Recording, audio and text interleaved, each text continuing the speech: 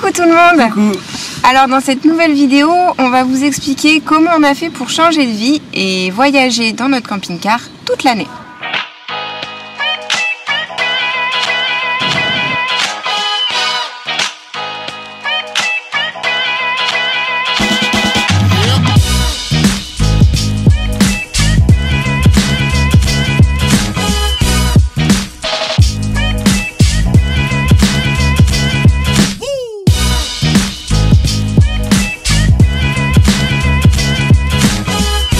Notre projet initial, il a démarré en 2019.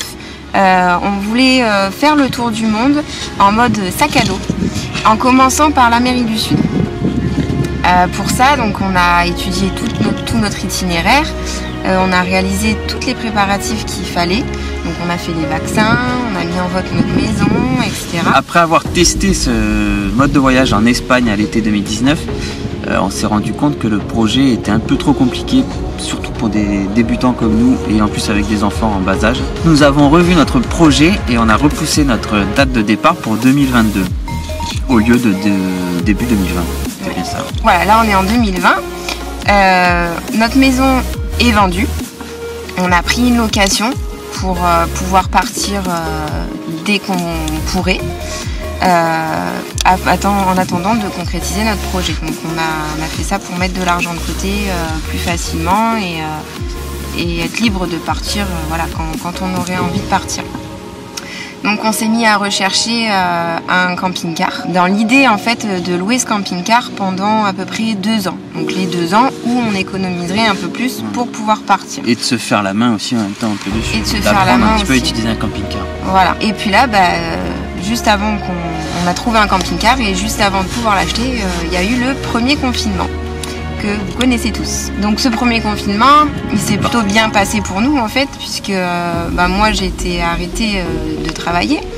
Donc je me suis retrouvée à la maison avec les loulous et mon chéri. Ça s'est super bien passé, on a profité du temps qu'on avait et puis en fait on s'est vite rendu compte qu'on n'avait plus envie de cette vie-là et qu'on voulait changer de vie, mais maintenant. En fait. Contrairement à beaucoup de gens, on a pris beaucoup de plaisir pendant ce confinement. On a énormément apprécié d'être confiné à la maison, tranquille, sans bruit, sans rien. Donc du coup, voilà, on s'est dit pourquoi attendre en fait de mettre encore de l'argent de côté, sachant que c'est toujours d'un compliqué, on se complique toujours la vie de toute manière. Et donc on s'est dit après tout, on va pas attendre encore 2 ans. Pourquoi faire? Pour mettre encore 3 francs 6 sous de côté, aucun intérêt. On va perdre plus de temps avec nos enfants et même entre nous, au lieu de profiter tout de suite. Donc on s'est dit, notre projet était prévu dans 2 ans, tant pis, on va l'avancer et puis démarrer notre projet maintenant. Donc on s'est mis à travailler une fois de plus sur notre projet. Tout préparer. Et à tout préparer. Donc à la fin du confinement, on a pu aller récupérer notre camping-car. Avant, on en avait été voir 2 ou 3, je crois, qui nous avaient pas plu. Celui-là, on l'avait bien aimé, il avait tout ce qu'il nous fallait. On vous le fera visiter dans une vidéo. On a profité tout l'été pour faire des petites sorties le week-end ou les quelques jours fériés qu'il y a eu. Histoire de se faire la main, de comprendre comment tout marche, de voir si vraiment ce truc-là nous plaisait aussi, parce qu'on est toujours sûr de rien. On a eu la chance de connaître nos premières galères pendant ces petites sorties, c'était au mois d'août. On a cassé le cardan du camion sur une toute petite route du Vercors. C'était une expérience compliquée et douloureuse, mais c'était pas plus mal de l'avoir vécu maintenant. Voilà, donc on s'est pas que promené tout l'été, on a aussi profité pour vendre tout ce qu'on avait dans notre maison, le canapé, la télé, les lits, enfin tout ce qu'il fallait. On a gardé que l'essentiel, tout ce qu'on pouvait mettre dans le camion, sachant qu'il faut quand même respecter un certain poids, même si je pense qu'on est au-dessus de ce certain poids. On en a éliminé beaucoup, on en a vendu énormément, jusqu'à vendre la voiture finalement, on n'en avait plus besoin. Non. Et la voiture, ça a vraiment été le début des craintes, des peurs. C'est vraiment à ce moment-là où on a ressenti on a eu un peu de frousse, on s'est dit, est-ce qu'on est vraiment en train de faire quelque chose de bien? Est-ce qu'on a vraiment envie de faire ça? D'un seul coup, tu te retrouves sans voiture. Amélie, elle devait encore travailler une semaine. Ouais, une semaine, il me semble. Ouais, c'est ça. donc elle s'est démerdée pour aller au travail sans la voiture. Et mais en fait c'est con à dire, mais la voiture ça te permet d'être indépendant, de pouvoir te déplacer un peu partout. On voulait pas trop se déplacer avec le camping-car à ce moment-là. Donc ça a vraiment marqué le début, quoi. C'est là où on a commencé à avoir très peur, mais finalement comme on ne pouvait plus faire marche arrière, tout était bouclé. Hein, voilà, et la maison, le préavis était presque fini, pratiquement fini. On avait déjà plus de canapé et plus de lit, alors à un moment donné, il faut y aller. On n'avait plus rien. On avait peur, mais il fallait y aller quand même. Donc oui, et puis même si on avait peur, on voulait le faire, ce projet. Donc on avait travaillé dessus depuis 2 ans. Donc on arrivait au bout, mais c'est vrai qu'on s'imagine toujours. Et puis en fait, quand tu l'as souligné, c'est plus du tout la même chose. Et là, tu es face à toi-même et face à la réalité des choses. Et il faut y aller. T'as pas le choix, de toute façon. Ensuite, il y a eu la fin de la location. On a rendu les clés. Ça a marqué vraiment notre nouveau départ en fait. Hein. On n'était plus rattachés à rien du tout. Mais moins que la voiture, moi j'ai trouvé. Peut-être moins que la voiture. C'était traumatisant la maison que la voiture. C'était différent parce que la maison ne nous appartenait pas alors que la voiture nous appartenait. Donc ça n'avait rien à voir. Donc forcément, on n'était pas attachés du tout à cette maison. C'était qu'une location. Elle était là que pour faire tampon entre le moment où on partirait. Le moment où on a vendu notre maison et le moment où on partirait, donc on n'avait pas d'attache dessus. Mais oui, donc le fait est qu'on a rendu donc les clés de la maison. Ça a vraiment démarré en fait le changement de vie, puisque on s'est retrouvé vraiment à dormir dans le camping-car réellement. Donc ça a été un gros changement. Et puis on a fêté donc notre départ avec tous nos amis et notre famille. Et là, c'était un week-end juste magique. Un week-end de fête. Merci à vous d'être venus, c'était très gentil. Merci à tous ceux qui sont venus. Je pense que tous ceux qui sont venus s'en rappellent aussi. Ouais, je pense que tout le monde s'en rappelle et s'en rappellera longtemps. On a vraiment passé un super moment. C'était important pour nous de le faire avec tous nos amis et tous ceux qui nous sont très très proches. Et c'était tous là, tous ceux avec qui on est très proches. Donc, et ce qui était cool, c'est qu'on ne l'a pas fait dans notre jardin, on l'a vraiment fait quand on n'avait plus de maison, dans un endroit proche de là où on habitait, dans un endroit neutre. Et à la fin, tout le monde est parti et rentré chez soi. Et puis nous, on est parti direction le nord. Enfin, le voyage commençait, quoi. C'était parti, on y allait. Donc du coup, on est reparti... Après ce week-end-là, on a juste fait quelques réparations encore sur le camping-car parce qu'on s'est rendu compte qu'il y avait quelques petits trucs qui n'allaient pas, qui auraient pu nous poser souci par la suite, malgré qu'on avait déjà fait des réparations dans un garage. Au final, le garagiste n'a pas fait ce qu'il fallait. Donc, on a appris à se méfier des garagistes. Donc voilà, donc ça va que on a de la famille qui nous a aidés, qui s'y connaît très bien là-dedans. Et qu'on remercie aussi énormément parce que ça a été d'un grand soutien pour nous et d'une grande aide. Donc, d'ailleurs, on reviendra pour les prochaines révisions. Et donc du coup, on a fait tout le nécessaire pour partir vraiment l'esprit tranquille et se dire ok, c'est bon, pas de problème avec ça. Et donc on est parti direction le nord pour rejoindre la famille de Clément et leur faire un petit coucou avant de partir. On est resté une semaine à peu près, je crois. Une semaine ou deux, je sais plus, on n'a plus trop de notion du temps. Ouais, on a un peu, Et après on est parti, donc vu qu'il faisait froid quand même. Hein, on a découvert le froid en camping-car. Ouais. C'était compliqué. Ouais, donc du coup on s'est dit c'est bon, on s'en va et on part direction l'Espagne. Sauf qu'à ce moment-là, alors je sais plus quelle date on est, nous on se trouvait approximativement vers Angers. Ouais. Et on nous annonce le deuxième confinement. Donc voilà, vous pouvez pas sortir, pas rouler, machin. Vous connaissez la musique. Hein. Donc on s'est dit ce confinement, nous on va aller le vivre dans le Périgord. C'était sur le trajet, puis c'est une région qu'on apprécie beaucoup. Et dans le Périgord, Amélie a trouvé une carte, c'est dans une des vidéos. Ouais, tout est expliqué. Première ou la deuxième vidéo, je crois. On a trouvé ça. On est tombé chez l'ami Pierrot et l'ami Jojo, qui nous ont très bien accueillis chez eux. On est resté 3 semaines. C'était trop cool.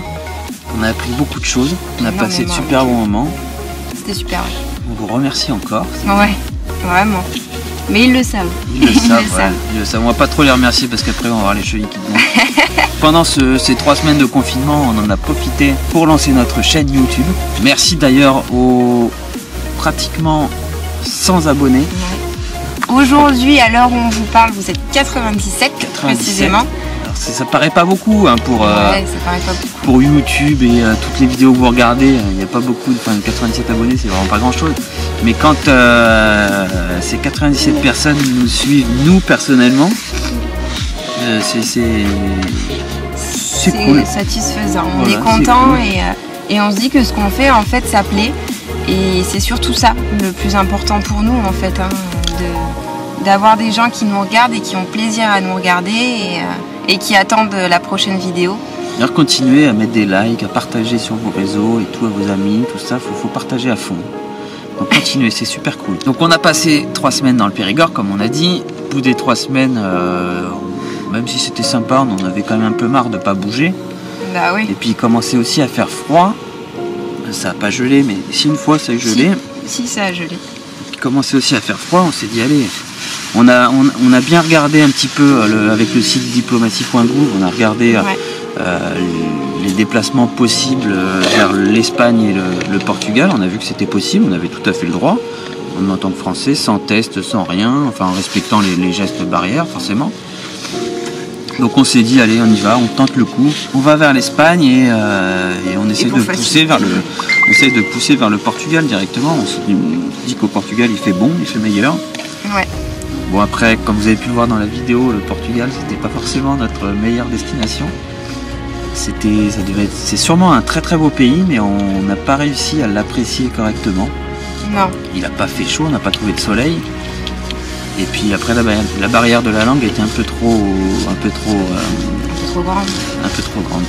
Donc vu que le Portugal ça nous a pas forcément plu, on s'est dit qu'on allait aller chercher le soleil en Andalousie, en Espagne. Et là on l'a trouvé, heureusement. C'était bien cool. On en a profité pour rester pendant les fêtes. C'était nos premières fêtes d'ailleurs sans famille, loin de tout le monde, sans froid. C'est un peu bête parce qu'on recherchait le soleil. Ouais. C'est un réel froid. Hein, froid. Alors pour Noël, on peut dire que on va pas se plaindre, mais ça a manqué un petit peu de magie. La magie de Noël n'était pas forcément là. Mais ça n'empêche qu'on a quand même passé un très bon réveillon. On a passé des bonnes fêtes. Et puis on s'est rattrapé surtout pour le Nouvel An.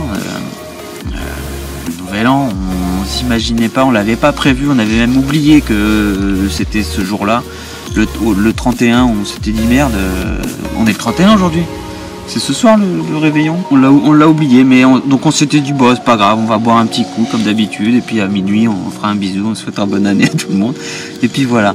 Sauf que finalement, on a eu la famille qui nous a appelés en visio et puis avec l'apéro, on s'est mis dans le jeu en fait. On s'est un petit peu enflammé et puis on est parti faire un petit feu de camp sur la plage. Avec les loulous. Avec les loulous jusqu'à 2 h du matin. C'était super. C'était génial. Ouais. On a eu le droit à plein de feux d'artifice tout autour de la plage. Ouais.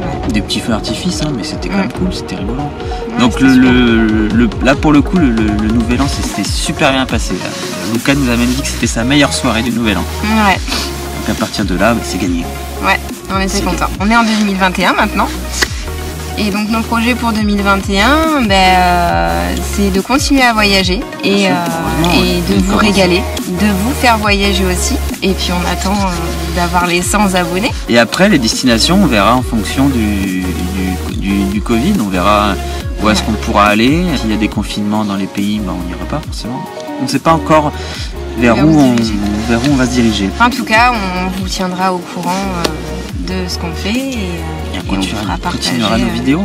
Ouais, on continuera à vous faire partager tout ce qu'on voit. Il n'y a qu'une chose quand même, que moi je regrette depuis qu'on vit en camping-car, c'est que je peux plus faire de pizza. Là c'est compliqué. Hein. Il le vit mal ça. Ouh là là. On peut plus faire de pizza. On n'a pas de four, donc on fait pas de pizza. Et puis j'ai même pas envie d'en acheter dans une pizzeria, ce que je veux c'est en faire les pizzas. Ouais. Donc là on est en train de réfléchir pour trouver une solution.